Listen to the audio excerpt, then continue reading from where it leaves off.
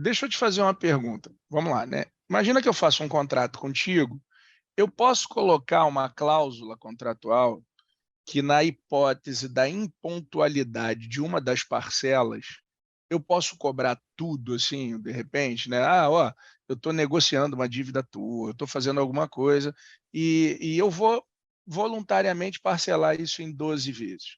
Mas caso você não venha pagar uma, duas ou três parcelas, eu posso cobrar o valor todo que eu deveria cobrar. Eu posso colocar isso no papel em algum contrato civil ou de consumo? Isso é viável? É, É, é. Vamos lá. A resposta é sim. O digamos que contrato, sim, ele é bilateral e eu lateral, sim. posso, né? É bilateral. Se eu quiser antecipar, se eu quiser pagar juros, é claro que a gente não pode falar de juros extorsivos, nada que seria muito abusivo, né? O grande problema aí, Felipe, que o que está acontecendo é o seguinte: está tendo uma distância muito grande entre o serviço e o contrato que foi oferecido para esse teu cliente e as informações constantes nesse contrato. Ou seja, é, provavelmente, se você for discutir a validade da cláusula contratual que autorizou o parcelamento automático, se você entrar nessa briga, você perderá. Por quê? Porque seguramente você vai ter uma cláusula no contrato de adesão que esse teu cliente fez, que vai dizer que o banco pode fazer tudo isso que ele fez. Só que aí vamos fazer um ponto parágrafo. Em algum momento ele foi adequadamente informado em relação a isso? No meu modo de ver, não. Então, veja, não é porque existe um contrato que esse contrato a gente trabalha com o princípio do pacta sunt servanda, quer dizer, a vontade das partes ela é imperiosa. Às vezes eu posso flexibilizar se eu tiver uma cláusula contratual abusiva. E mais, às vezes a cláusula pode ser até justa. Só que se eu não for informado da maneira adequada, aí eu terei problemas. E aí eu tenho que te dar uma microaula de como é que se produz uma informação adequada. Porque os fornecedores erram e vai ser aí que você vai botar o dedo na ferida, tá, Filipão? Vamos lá. É. Uma informação, para ela ser adequada, ela deve se desmembrar em duas partes: informação conteúdo e informação advertência. O que é a informação conteúdo? Dentro aqui desse recipiente, dessa lata aqui, eu tenho 100 gramas do produto tal, eu tenho taurina, eu tenho cafeína, eu tenho vitamina B1, B2, B3, ácido fólico, tudo que tem ali dentro da embalagem. Isso é informação conteúdo. Os fornecedores se especializam em fazer a informação conteúdo. E no caso dos bancos, esse conteúdo está dentro do contrato, que é tudo que pode e tudo que não pode. E eles acham, porque colocaram aquilo ali, já está valendo. Não. Uma informação, para ser eficiente, para ser adequada, ela tem que ter a informação conteúdo mais acrescida da informação advertência. Então, se eu vendo tabaco, eu tenho que vender o tabaco e dizer o que, é que tem lá dentro e tem que dizer que fumar causa câncer. Se eu vendo álcool, eu tenho que dizer o que, é que tem lá dentro e eu tenho que dizer que o álcool causa isso, isso e aquilo. Aí você fala, Renato, mas tabaco e álcool está muito simples aqui essa conta para mim. Pois é, mas para todos os produtos e serviços que contêm um perigo na negociação, você tem que ter advertência. A gente tem um julgado do STJ que diz que todo produto que contém glúten, informação, glúten, esse produto contém glúten, tem que ter a informação advertência. O glúten é prejudicial para os portadores de doença celíaca. O que a gente nota é que a pessoa vende taurina, cafeína, um monte de ina, e no final diz que você vai ter asas. Ou seja, você vai ficar melhor do que estava antes. Essa é uma informação horrorosa. Por quê?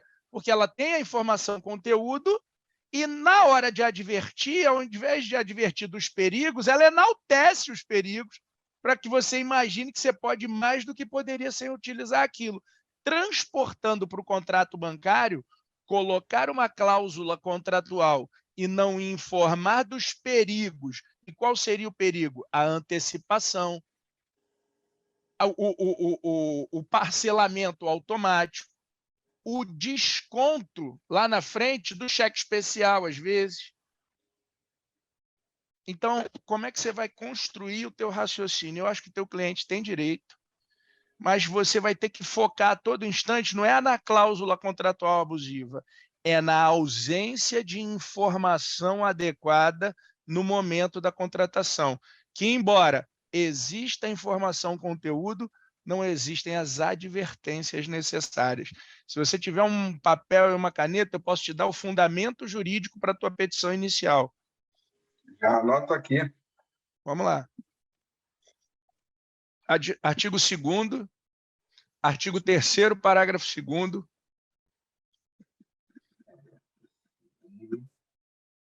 Artigo 6º, inciso 3º.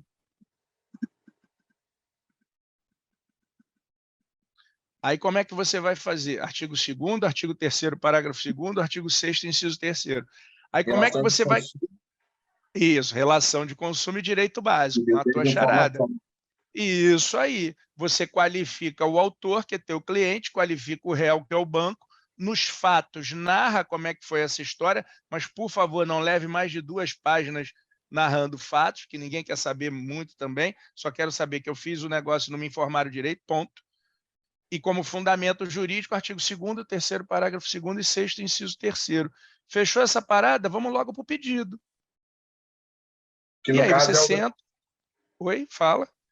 Que no caso é o dano material, em razão dele estar pagando todo esse parcelamento de uma dívida que ele já pagou, um parcelamento, né?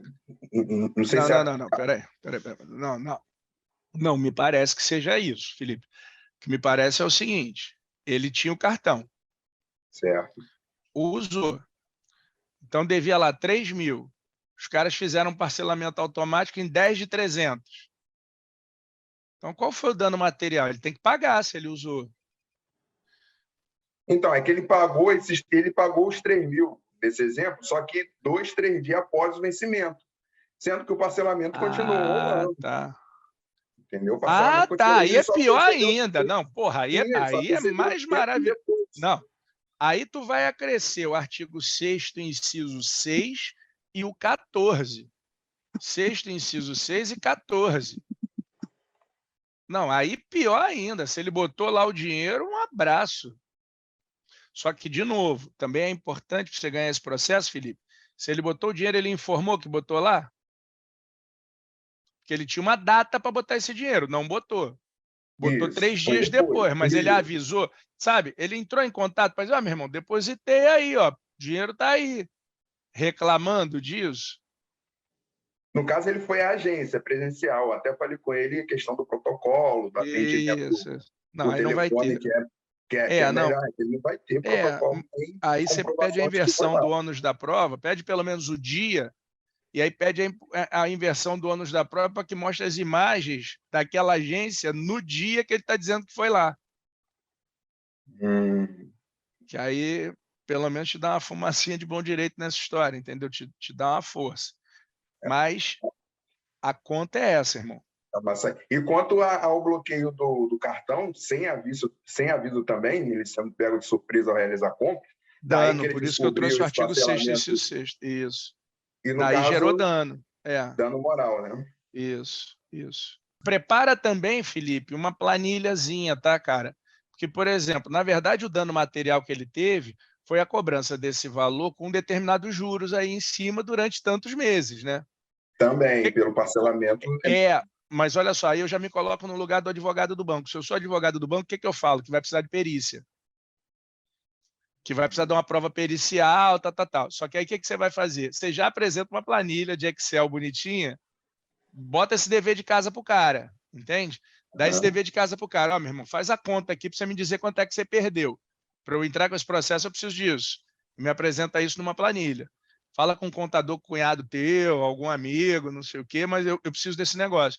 Porque, embora no juizado você não admita perícia, A prova técnica ela é permitida. E aí, às vezes, quando você apresenta isso, logo na inicial, aí o juiz, na hora da sentença, faz aquele negócio assim, dada a possibilidade de prova contrária, a parte ré, nada argumentou, julgo procedente, entendeu? E Foge dessa perícia. e vale o alerta ao cliente antes de você ingressar com essa ação. Você pode falar, ó, eles vão tentar fugir por aqui, a gente vai tentar fazer isso para não ter o problema, mas já fica alerta porque isso pode acontecer e depende muito do juiz, sabe? Mas se você fizer dessa forma que eu construí aqui para você, você consegue passar sem problema nenhum. Beleza, professor. Então, segundo, terceiro, sexto, 3 e 14. E sexto, 6 também. Sexto, 3, sexto, 6 e 14.